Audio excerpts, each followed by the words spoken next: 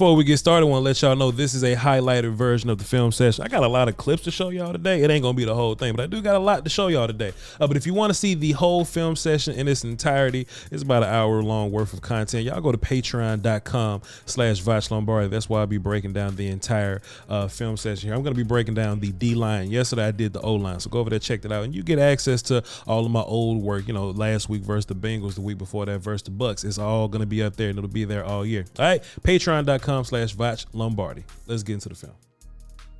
So Demarcus Lawrence was terrorizing Daniel Jones. And to be fair, I think the whole D-line did it. We're going to talk about a little bit of that today and on Patreon. But I want to give Daniel Jones credit because I think he did fantastic considering the amount of pressure that he had. I think he threw the ball like 30 times, but he was pressured like 37 times, like in the whole game. Like, it's ridiculous, right? D-Law had 3 sacks, but I think he could have had 5. He actually could have had 7. I'm just going to run some of this, and then we're going to break down his actual sacks. D-Law really got busy versus Evan Neal, and you know, some of the guards, you know, D-Law got big pressure right here, could have got Daniel Jones. Got big pressure from here from D-Law where he could have got Daniel Jones. D-Law got a little bit of pressure here going versus the left guard where he could have got Daniel Jones. We got big effort right here when we chase down Daniel Jones, into which if D-Law was Micah, he would have made the sack, but since he's not Micah, it's only a pressure on the fall down versus Daniel Jones. And then there's my favorite, I'm D-Law, I was supposed to get a sack right here, and I'm on a roll, but Donovan Wilson is a gangster, so he's going to get there first. Pressure versus Daniel Jones. But if we had to break these sacks down to one thing, it'll definitely be the savvy veteran just put hands on the young dude, right? Now, Evan Neal is definitely a talented player. I remember him in the draft process, and he has all the tools to be a good offensive lineman in this league. But with Demarcus Lawrence, we just have a little bit of nuance, and that just kind of overtook all of that skill that Evan Neal has. If you take a look at D-Law around here, right here, he hits us with the inside fake, capture your outside. Now, what does the inside fake do? If you take a look at Evan Neal's kick set right here, you're going to see his feet be very active. Kick, kick, kick, kick, kick. We'll go back, take a look at it.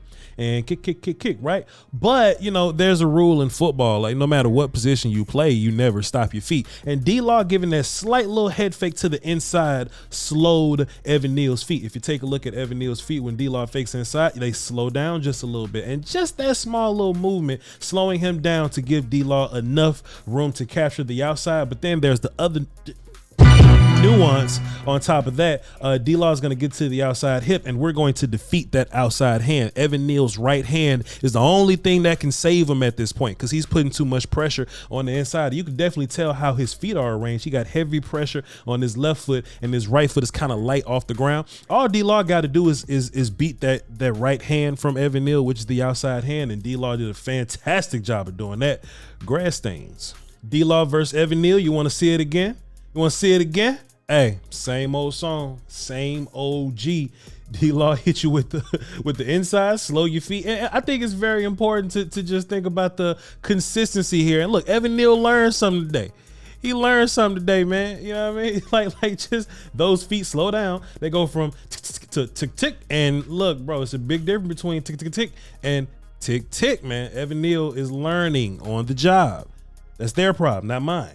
Charlie Murphy said, my brother's a little more compassionate. He said, Charlie, maybe we should give Rick James some help. And Charlie Murphy looked right at Eddie Murphy and said, shit, we just gave him some help. You know what I'm saying? I bet he's not going to make that same mistake again.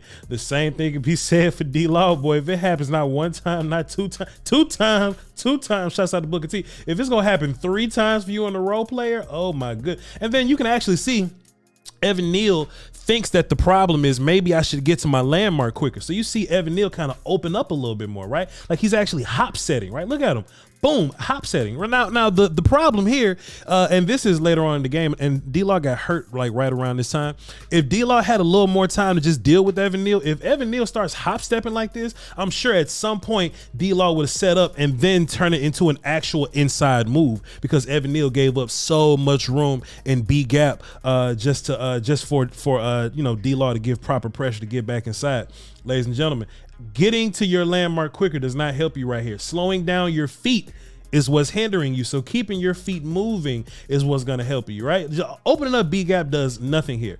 And once again, we're going to defeat that outside hand, and Daniel Jones is just sick of us. And also, if you buy into the marketing that we're doing here, we put it in the thumbnail. Yeah, Trey Diggs could have had 3 interceptions, right?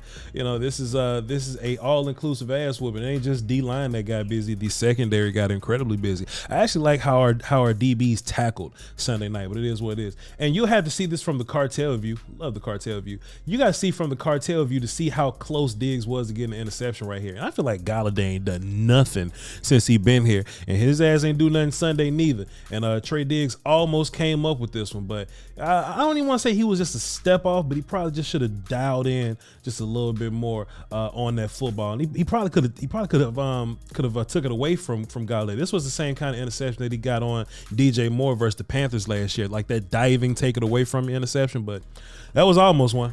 So I'm going to declare this man coverage, and I'm going to call it man coverage because Diggs has his back turned to the inside. So we're just going to assume he's in man coverage versus Sterling Shepard. And what's so impressive about Diggs, this was his second almost interception. What's so impressive about Diggs is that he's so comfortable out there, right? The fact that he can start off with eyes on Daniel Jones in man coverage, and then he can find his wide receiver target, which he's supposed to be looking at the wide receiver while he's in man coverage. But then once he gets a feel for what Sterling Shepard is doing with the route, then he's going to get his eyes right back on damn Daniel Jones, which is crazy that you taking your eyes off your wide receiver on this island in man coverage like this. But Diggs is a different dude, man. I think the more experience that he like plays with or whatever, Diggs is just going to keep getting better and better and better.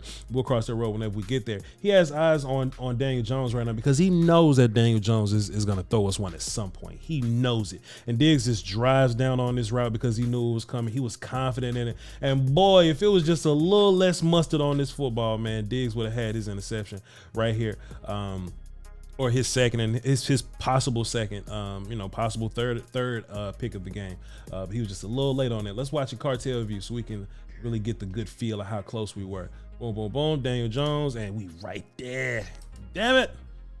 Take a look at Trey Diggs just screaming down the. Ugh. Almost. Hey, let me tell you something, man. Some people want to talk about Diggs giving up yards or whatever. If that's the gamble that we're giving up to be able to have big interceptions, I'll take that gamble every single time, man. That don't bother me at all. I will take that.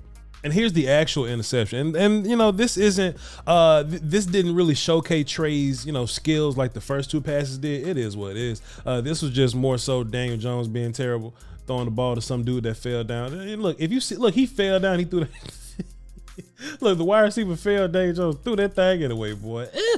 Hey, it is what it is, man. But still, Trey being able to catch the ball. And look, I had Cowboys defense in my fantasy team, and I hate that Van Der Esch told him to get down, and he got down. Bro, we could have got a score here, and I could have had a win in my fantasy league. Well, what are you doing, my guy? But it's not my business how Trey Diggs get his interceptions, man. It's they don't have to be skillful. Sometimes they could be lucky. All I care about is the turnover, the win, and that the game is over. And that's what happened. Now let's talk about a handful of other dudes not named D-Law and Trey Diggs. I just wanted to take a very brief second to highlight Osa Odigizua. He's going to stand up this center, find Saquon Barkley. And what was impressive about it is that you see Osa's power here to be able to stand this center up and play both sides of his shoulder. We're not really a two-gapping team necessarily, but I think we got guys that can do it, which makes us special. They were kind of like hybrid players, right? Osa's going to punch this guard in the chest. It's going to hurt. He's going to look to one side. He's kind of going to get a little hit from Andrew Thomas there. He's being trash, but it's all good. Saquon Barkley's going to almost commit to the right side of Osa's guard, but he's not going to take that bait. When Saquon comes on the other side, Osa is going to get rid of the guard here, and once he gets rid of him, he's going to get inside on Saquon Barkley and make that play.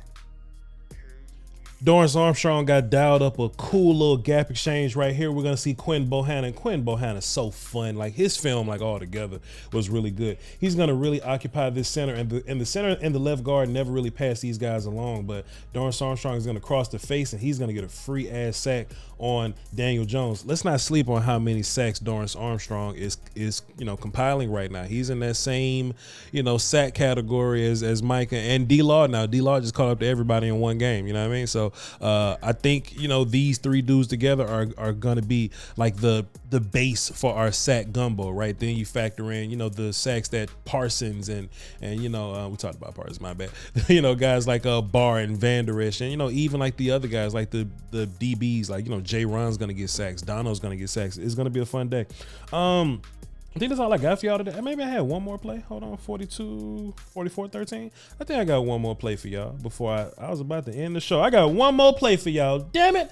This is for Anthony Barr. Where he at? Anthony Barr, he's lined up. I'll indicate him right there. He's behind Neville. Or is that, yeah, that's Neville. And Anthony Barr, yeah, okay, cool. So I wanted to showcase this play of just Anthony Barr. Hey, look, we saw him in a lot of different ways in this game, right? Like we saw him, chasing down run plays, being linebacker. We saw him drop back in coverage, and we saw Anthony Barr like putting pressure on Daniel Jones. I just wanted to highlight Anthony Barr. We're gonna talk, much more about that on the Patreon. So be sure to tap in with that. Who did Micah just run over? Micah just ran over everybody this game. My word. Hey, that's all I got for y'all, man. I appreciate y'all for tuning in. These film sessions have been getting great attention, man. So I appreciate you. The more y'all watch it, the more I'll bring them to you. If y'all have any topics in particular that y'all would like to talk about, hey, hit these comment sections because I read every single comment or whatever. So, hey, just be sure to let me know what y'all want to see, and I'll be sure to get that for you. All right, patreon.com/Voch Lombardi, VOCHLOMBARDI on all social medias, and Monday through Friday, 3 p.m. Central on the volume. Appreciate y'all. Love y'all, man. Peace.